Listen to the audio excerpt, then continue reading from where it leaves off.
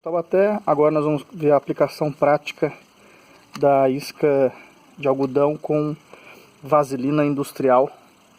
No meu quintal aqui eu fiz uma pequena fogueirinha, uma miniatura de fogueira, para vocês poderem observar na prática como que é o uso da isca. Foi a mesma que a gente fez no vídeo passado, colocou naquele recipiente.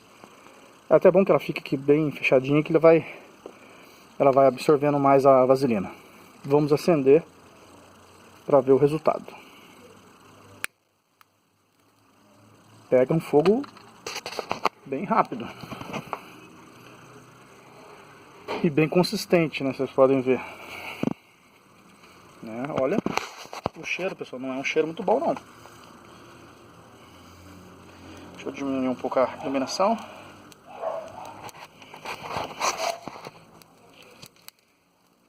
Olha só, vocês estão vendo que a fogueira não tá, eu não tenho ali galhos finos. É justamente essa aplicação da isca, quando você não tem um material muito fino para iniciar o fogo. Então você já pode colocar uma madeira já intermediária. Cara, e dá bastante fogo, hein? Uma bolotinha daquela de algodão, você vai conseguir acender uma fogueira tranquilamente, qualquer fogueira.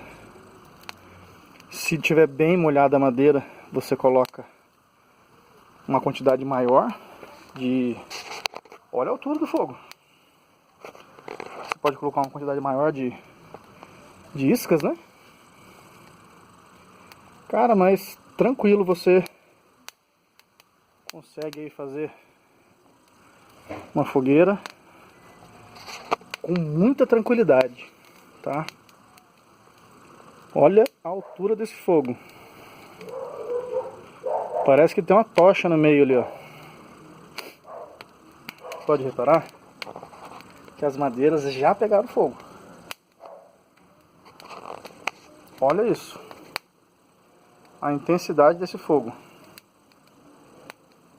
Então, isca de algodão com vaselina industrial é uma boa dica para vocês aí darem início a uma fogueira com muita tranquilidade, hein? Muita tranquilidade mesmo, olha. Já está praticamente uma fogueira uma fogueira independente, vamos dizer assim.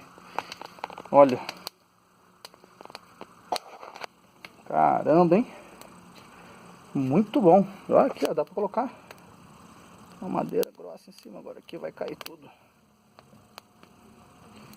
Olha. Muito bom, hein? Pessoal, muito obrigado aí a todos os inscritos, aos comentários.